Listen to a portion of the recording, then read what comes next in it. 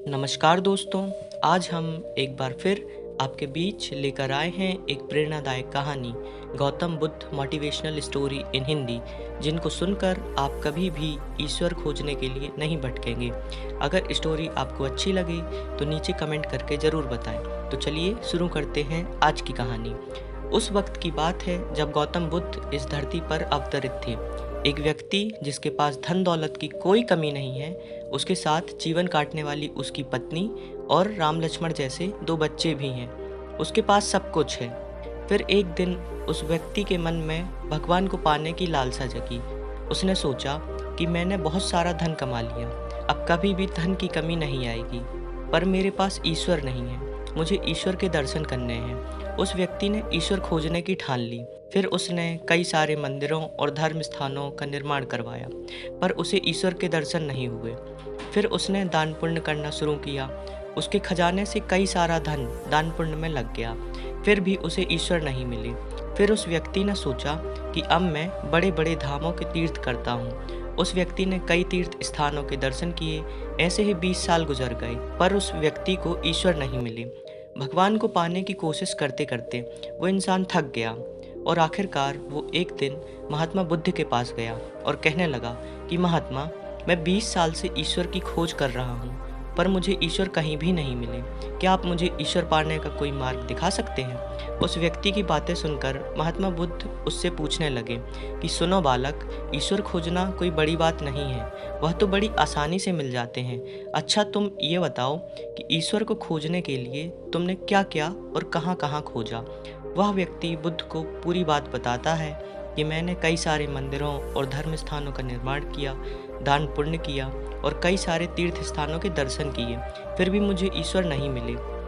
महात्मा बुद्ध उसकी बातें सुनकर हंस पड़े और कहा, ठीक है, तुम्हें ईश्वर के दर्शन करने हैं ना, तुम शाम के वक्त मेरे पास आ जाना, तुम्हें ईश्वर मिल जाएंगे। उस सज्जन खुश होकर चला गया कि मुझे आज ईश्वर के दर्शन होंगे।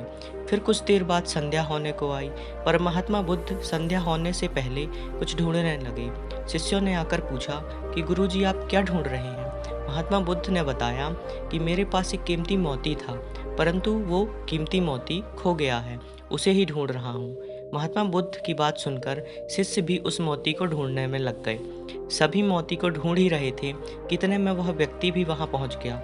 उसने देखा कि कुटिया के बाहर महात्मा बुद्ध और उनके शिष्य कुछ ढूंढ रहे हैं। उस व्यक्ति ने बुद्ध के पास जाकर पूछा कि गुरुजी, आप सब क्या ढूंढ रहे हैं? महात्मा बुद्ध ने बताया कि मेरा कीमती मोती खो गया है, उसे ही ढूंढ रहे हैं। यह सुनकर वो व्यक्ति भी उस खोए हुए मोती को पूरी लगन से ढूंढने लगा। ढूंढते ढूंढते रात होने को आई, पर मोती नहीं मिला। वह व्यक्ति परेशान हो गया। फिर महात्मा बुद्ध से पूछा, गुरुजी, आपने आखिरी बार उस मोती को कहाँ देखा था? ठीक से याद कीजिए। महात्मा बुद्ध सोचकर बताते हैं कि मैंने आखिरी बार मोती को कुटिया के अंदर देखा था। यह सुनकर वह व्यक्ति थोड़ा गुस्सा हो गया और बुद्ध से कहने लगा, लगता है आप में थोड़ी सी भी अक्ल नहीं है। अगर मोती आपकी कुटिया के अंदर गुमा हुआ है तो कुटिया के अंदर ही मिलेगा ना, बाहर थोड़ी मिलेगा। आप सब व्यर्थ में बाहर इधर उधर ढूंढ रहे हैं और मुझे भी अपने साथ ढूंढा रहे हैं। आप अपना तो समय व्यर्थ कर रहे हैं, पर दूसरों का भी समय व्यर्थ कर रहे हैं। फिर महात्मा बुद्ध उस व्यक्ति के सामने देखकर मुस्कुराने लगे। यह देखकर वह व्यक्ति बोला कि महात्मा, आप हंस रहे हैं, मुझे कुछ समझ में नहीं आया। महात्मा बुद्ध बोले, वत्स, मैं तुम्हें यहाँ बुलाकर यही तो समझाना चाहता था कि जिस ईश्वर को तुम 20 सालों से बिना सोचे इधर उधर ढूंढ रहे हो, उसे तुमने कभी भी अपने अंदर की कुटिया में खोजा ही नहीं। ईश्वर कभी खोजने से नहीं मिलते, उसके लिए तन मन पवित्र होना चाहिए, तभी ईश्वर के दर्शन होते हैं। अगर तुम ईश्वर के सच्चे दर्शन करना चाहते हो तो इधर उधर भटकना छोड़कर अपने अंतरात्मा में ध्यान लगाओ, ईश्वर तुम्हें वहीं मिलेंगे। अपने अंदर के ईश्वर को तुम देख लोगे तो हर जगह, हर इंसान में तुम्हें बस ईश्वर ही दिखाई देंगे।